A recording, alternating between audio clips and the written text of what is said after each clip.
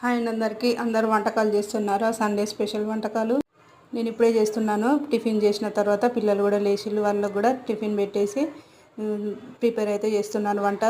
ఇప్పుడు నేను చేసేటైతే బగారన్నం, chicken fry చేస్తున్నా, మటన్ కర్రీ. ఇవి రెండు చేసిన తర్వాత చేస్తాను. ఈ రెండు మాత్రం నేను ఎక్స్ప్లెయిన్ చేయలేను, మీరే చూడండి.